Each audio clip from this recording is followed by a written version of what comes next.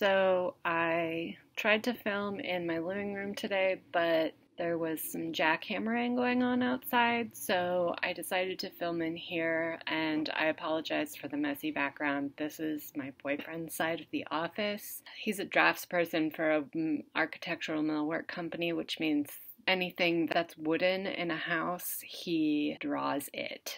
So I don't think I can film in the living room today, which is unfortunate, and I'm sorry again for the background, but it's better than not filming at all, right? Yeah.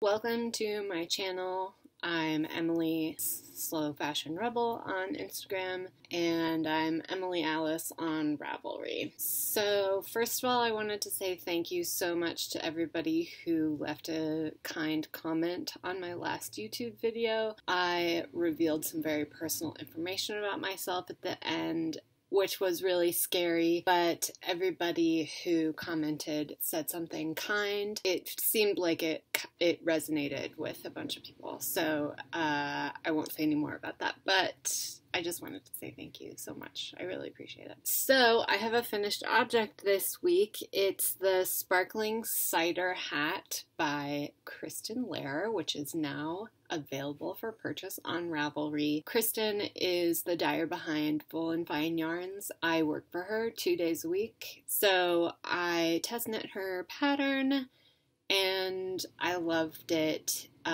This is her colorway Weep on her Volca base, held with one strand of mohair, which is also in hers and in her colorway Weep. It fits me perfectly. It's a little bit slouchy, which I love. I think that it goes really well with my eyes. The color goes really well with my eyes. I'm really happy with it. It took me about a week to make. I used a needle size 2 sizes smaller than what she calls for in the pattern, so I'm happy that I swatched. And I added black beads, which is an optional part of the pattern. Here's the thing that I wanted to let you guys know about knitting with beads. If you are looking at beads on the internet to knit with, you have to look for seed beads. I'm a rebel, so I don't like saying you have to do anything, but the sizing system that Kristen uses in the pattern is a sizing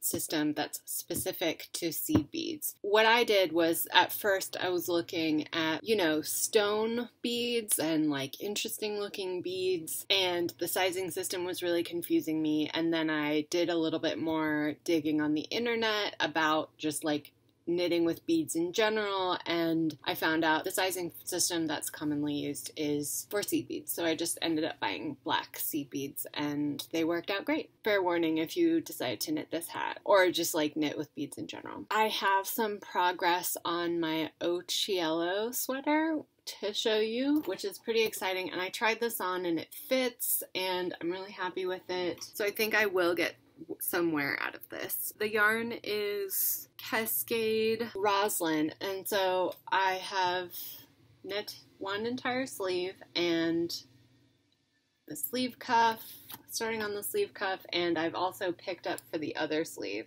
because sometimes you just need some like straight stockinette knitting, and that's why I picked up the other sleeve, so that I can have that and be making progress. Other things that I've done in the short amount of time that it's been since I have spoken with you last were I cast on a hoopla hat with Malabrigo Mecha. The hoopla hat is patterned by Diana Walla, who's Cake and Vikings on Instagram. Diana is an incredibly talented knitter who knows so much. She's a fountain of knowledge. Just an incredibly impressive person, I think, Diana, if you're watching, which, I would be starstruck if you were, but I think you're amazing. I only hope to someday have as much knitting knowledge as you do. The hoopla hat, I sort of like got my heart set on making this hat out of Malabrigo Mecha, which is, I think, an Aran weight or even a chunky weight. I don't know what the actual classification is. Obviously, it would have been smarter of me to like look that up beforehand, but sometimes I just get these bursts of inspiration. There was no using other yarn. Spoiler alert, I've ripped this out. But the reason that I wanted to knit it with mecha was because I had this ball of really gorgeous mecha in the colorway Lavanda. It's like a dark blue purple. I just love it. I bought this at the Yarn Crawl last year at a store in Manhattan, the one that's like downtown Manhattan. I fell super in love with it because I love like a really cool blue mixed with black. It's blue and black mixed together, and that's, I feel like, kind of rare. You either find blue or black, but I like wearing both, and I especially like mixing them. So I saw that, I grabbed it, and then for another project I used this black mecha, and so I had this laying around, and I was like, oh my god, wouldn't these be amazing together in color work? Now, these two are not a very high contrast, which is what I was excited about to begin with. I really love how it looks when things are kind of low contrast in color work, because really graphic things I feel like are a little bit too loud for me. So I wanted to knit these two together, but then I was worried that it would be too low contrast and I wouldn't be able to see it. So after I finished school, as a reward to myself, I bought this. And so I thought I'll do this as which is also mecha. It's in the colorway Plomo, which is, I think, a newer one. I'm not sure. It's newer to me. Since I knit this gray-blue hat, I discovered that bluish grays look really, really good. You know, they make my eyes pop out because my eyes are bluish gray. So I got this and I was like, oh, I'll make the hoopla hat with these two colors because they go really well together. I mean, looking at them together now, I should have known, like, this is not a high enough contrast to really work. So anyway, I swatched with these, and it didn't work out. You couldn't see any of the color work at all. So I tore it out, and then I did these two together. And because I had swatched with those two, I thought, okay, I did the math.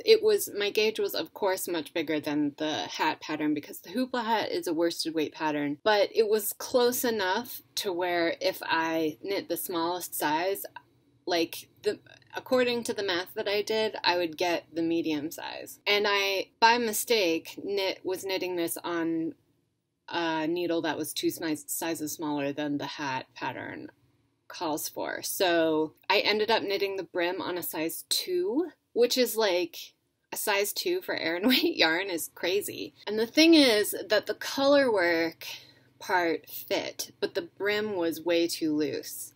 And it was the smallest size, so I ended up ripping it out again, and I'm thinking about going up a needle size and just like taking out the number of repeats for the pattern. And I know that that will work out, and I know that the right thing to do is to just swatch again, but it's like, this is just a hat and I've already put so much work into it, I don't want to swatch again. But also, like, I've already put so much work into it that I might as well swatch so that I can make sure I get it right. Anyway, this is a project that's kind of going on in the background because, like, I'm doing some gift knitting right now, and I'm trying to finish this sweater, and I'm trying to, like, sew, and I'm trying to, like, work so I can make enough money to, you know, give my family Christmas presents and pay off school debt. So I've got a lot going on still, even though I'm not doing any school right now.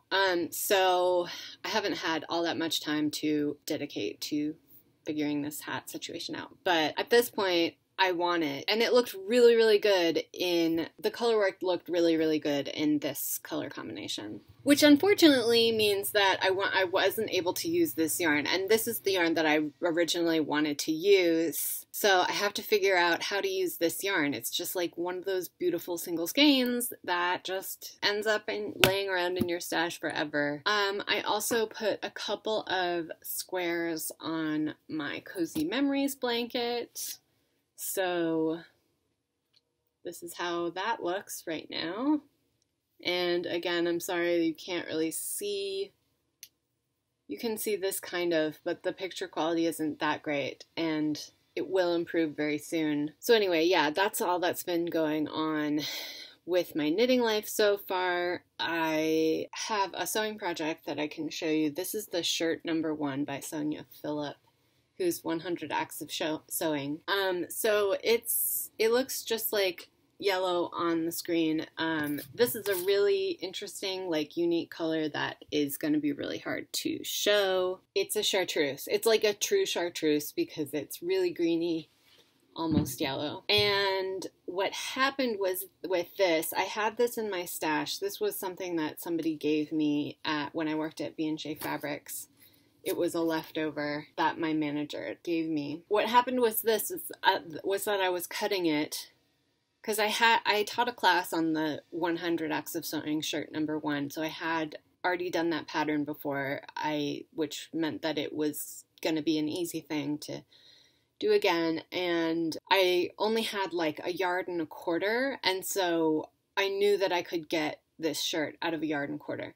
But the thing with the 100 Acts of Sewing shirt number 1 is that you cut both the front and the back on the fold. So, and I wasn't going to be able to do that. So I put this on my fabric intending to make an extension and cut the front on the fold, and then intended to make an extension with the back for a button band.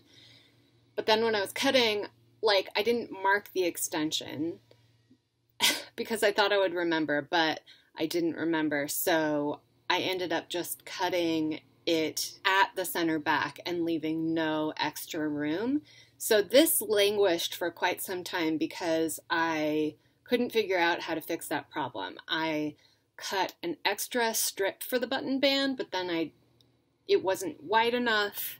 And I actually don't really like buttons going down the back of a blouse. I really like the way that looks, but if you sit in a chair and you lean back, like, it's really uncomfortable to have those buttons down your spine. So I just don't like it functionally.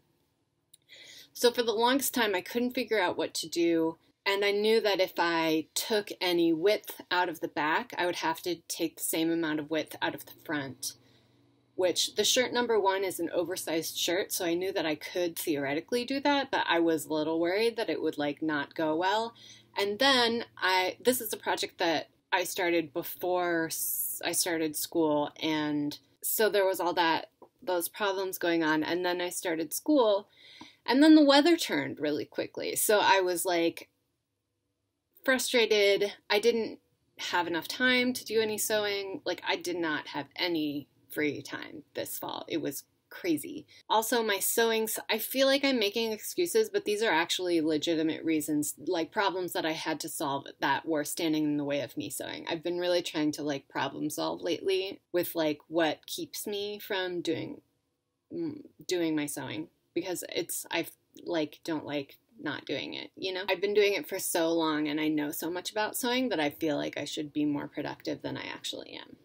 So anyway, it's fine that I'm not, but I'm just trying to, like, think about that issue, because I feel like if you have a mojo issue or something, you know, like a knitting mojo issue or like a creative block, or you're not being as productive as you want to be, or a problem of that nature, for me, it's really helpful to, like, really, really identify what the problem is, really think about it, instead of just, like, being hard on yourself and feeling bad about, like, beating yourself up over it or something. So anyway, one of the issues that I have found is that my sewing space is not very big. So recently I moved our dining room table over to make more room for that area and cleaned it out a little bit. And it's been so much easier now to just do, like, a seam here or there, like a tiny step here or there, and all those tiny steps really add up. Unfortunately, the dining room table is not going to be able to stay pushed over like that because it's blocking the mudroom area, which is, like, where we hang our coats and where the cat goes to the litter box. She can still get in there, but, like, other people can't get in there to hang their coats up, which is a problem because I can't just, like, monopolize the living room. I live with other people.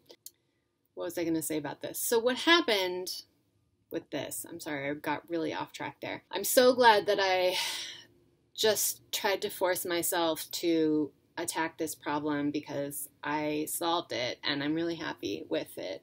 So what I ended up doing is I just put a seam in the center back which you can kind of see. It looks more like a fold right now. There you go. So you can see that seam in the center back. It's 1/2 inch seam allowance, and then I folded over the seam allowance there and top stitched. So it ends up looking like a 1/4 inch seam allowance, but all those 1/4 inches add up to an entire inch. So that, unfortunately, well, it's fine, but that means that the front piece is 1 inch bigger than the back piece. So when I put it on, the shoulder seam goes down here instead of down here where it should land. But luckily, the shirt number 1 is pretty loose fitting. So what I'm gonna do is just create a box pleat, an inverted box pleat on the center front, which takes out an inch. So it'll end up just looking like a 1/2 inch piece of fabric stitched to here, and it'll just be like some visual interest.